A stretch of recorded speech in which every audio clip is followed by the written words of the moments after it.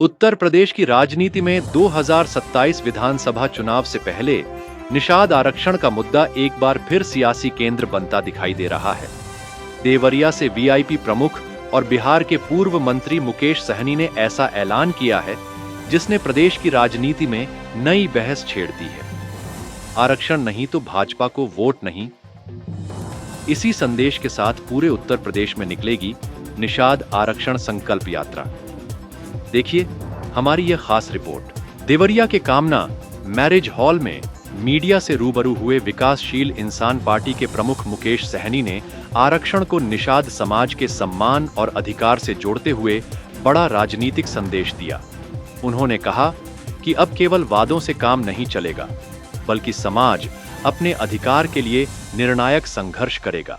मुकेश सहनी ने घोषणा की कि अगले महीने से पूरे उत्तर प्रदेश में निषाद आरक्षण संकल्प यात्रा निकाली जाएगी। इस यात्रा के दौरान गांव-गांव और घर-घर पहुंचकर निषाद समाज के लोगों को गंगाजल हाथ में लेकर यह संकल्प दिलाया जाएगा कि यदि 2027 के विधानसभा चुनाव से पहले आरक्षण नहीं मिला तो भाजपा के विरोध में मतदान किया जाएगा। प्रेस वार्ता में सहनी ने लखनऊ में 4 दिनों तक हाउस अरेस्ट किए जाने का आरोप लगाते हुए इसे लोकतंत्र पर हमला बताया। उन्होंने कहा कि प्रशासन ने उनके कार्यक्रमों को रोकने की कोशिश की, लेकिन इससे आंदोलन और मजबूत हुआ है। यूपी सरकार के मंत्री डॉक्टर संजय निषाद को खुली चुनौती देते हुए मुकेश सहनी ने कहा कि यदि वे निषाद समाज के सच्चे हितैषी हैं तो 2027 से पहले आरक्षण दिलाकर दिखाएं, अन्यथा मंत्री पद छोड़कर आंदोलन का साथ दें। उन्होंने जातीय जनगणना के आधार पर आबादी के अनुपात में आरक्षण और राजनीतिक भागीदारी की मांग भी दोहराई। देवरिया से उठी यह राजनीतिक आवाज आने वाले दिनों में पूरे उत्तर प्रदेश में गूंजने वाली है।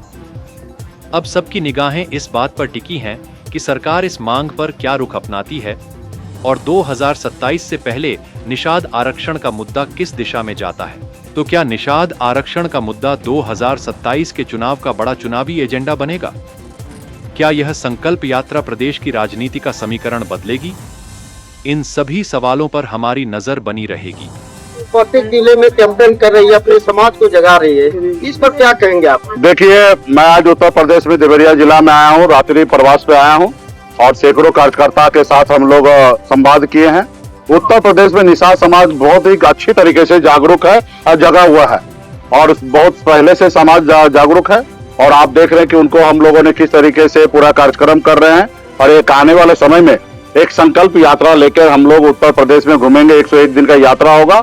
उस संकल्प यात्रा यही होगा कि हम लोगों ने पूरे प्रदेश में निषाद समाज हाथ में गंगा जल लेकर संकल्प लेंगे कि मोदी योगी जी 2027 से पहले निषाद को आरक्षण दे दे। आरक्षण देंगे तो हम लोग उनको वोट देंगे, वरना हम लोग उनको वोट नहीं देंगे, क्योंकि आप सब जानते हैं कि पिछले 10-12 सालों से लगातार उत्तर प्रदेश में निषाद समाज को आरक्षण की लड़ाई लड़ते रहा। इसके लिए कई लोग शहीद हुए, बहुत सारे लोगों पर जेल हुआ, बहुत सारे लोगों पर मुकदमा हुआ और जिसी के कारण लेकर आज हमारे बड़े भाई डॉक्टर साहब यही आंदोलन को अगुवाई करते करते उत्तर प्रदेश में अपना चेहरा मजबूत करके और आज सरकार का एक हिस्सा बनके आज मंत्री बने हुए हैं। लेकिन हम लोगों को दुख की बात यह है कि पिछले 7 साल से मोदी योगी जी के सरकार में है, मलाई खा रहे हैं, लेकिन समाज का कुछ नहीं भला हो रहा है, ना आरक्षण पे चर्चा हो रहा है। तो चुनाव का समय आप जानते हैं कि 27 में योगी जी मोदी जी चाहेंगे कि पुनः उत्तर प्रदेश में उनकी सरकार बने और हम लोग मानते हैं कि देश एक है, संविधान एक है। जब बंगाल में निषाद समाज, बिंद बेलदार, नुनिया, मला, निषाद के सभी उपजाति को आरक्षण एससी का, दिल्ली में निषाद समाज के सभी उपजाति को आरक्षण एससी का, तो उत्तर प्रदेश बिहार में होना चाहिए, जिसको लेकर हम लोग एक संकल्प यात्रा लेके आए हैं और लोगों को जागरूक कर रहे हैं कि आने वाले समय में किसी लॉर्डर के कहने पे नहीं चलना है,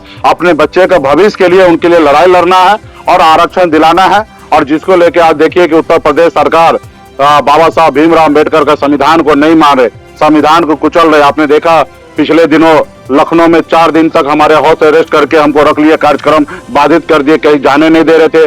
आज भी देवरिया जिला में बताइए, अपने लोगों से मिलने के लिए हिंदुस्तान का नागरिक हूँ, एक बगल आपके पड़ोसी में बिहार में से मैं आया हूँ और पूर्व मंत्री हूँ और किस तरीके से बॉर्डर पे रोकने का कोशिश किया।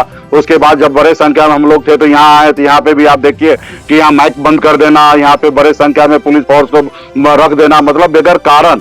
या न तो इमरजेंसी लगा देना चाहिए योगी जी मोदी जी को, हम लोग नहीं आएंगे, या धारा 144 लगा दे, इसमें नहीं आएंगे। आप बताइए कि हमारे पूर्वज इसलिए देश आजादी करवाया कि आज हम लोगों को सर उठा के जीने के लिए, अपनी बात को रखने के लिए रोक टोक लगाया जाए।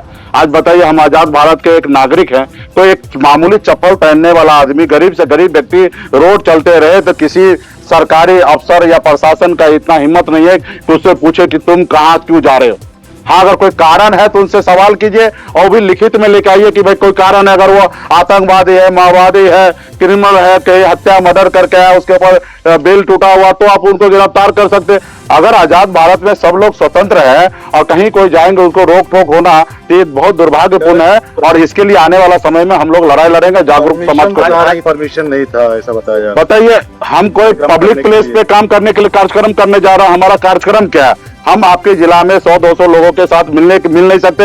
हाँ, अगर हम बाहर रैली करें, जुलूस निकाले तो उसके लिए परमिशन की आवश्यकता गिरता है। आज बताइए, इस सभागार में आज शादी होना है तो शादी के लिए परमिशन की आवश्यकता है क्या? नहीं है।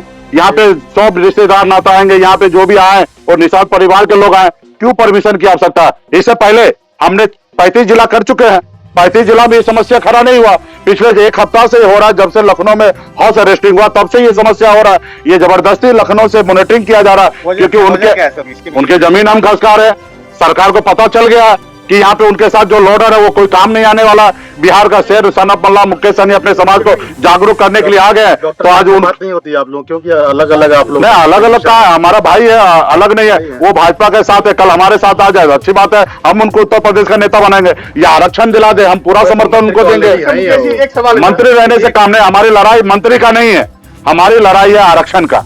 वो प्रक्रिया में पार्टी बनाना, मंत्री बनना, ये अलग बात है और बने शुभकामना है, लेकिन लड़ाई हमारा समाज का हर व्यक्ति को लाभ देने का, किसी एक व्यक्ति का लाभ देने का नहीं। मैं तो ऑलरेडी बिहार में मंत्री बना था, लेकिन 2022 में हमने एनडीए के साथ रहकर हमने नारा दिया कि आरक्षण नहीं तो गठबंधन नहीं, गठबंधन नहीं तो वोट नहीं। हमने 55 जगह चुनाव लड़ गया, जिसके कारण भारतीय जनता पार्टी ने हमारे विधायक को खरीद लिया, हमको मंत्रिमंडल से बाहर कर दिया, लेकिन हमें कोई परवाह नहीं। हम समाज के अधिकार के लिए लड़ाई लड़ते लड़ते मंत्री बने, कोई मेहरबानी से नहीं बनाया था, लेकिन समाज की लड़ाई के लिए हमें कुर्बान करना में मुझे कोई फर्क नहीं पड़ता है। 2027 का जो है ये आगाज, आपकी मीटिंग आगाज है क्या आज? निश्चित तौर पे आगाज है 2027 का।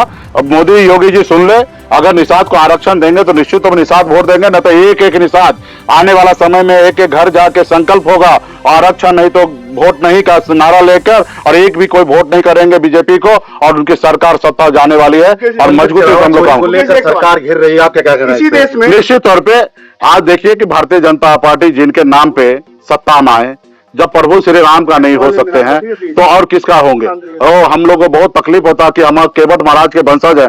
कभी प्रभु राम जी को हम लोग बगैर पैसे का पार लगा दिए थे, प्रभु पैसा भी दे रहे थे, अंगूठी दे रहे थे, हम लोगों ने नहीं लिया।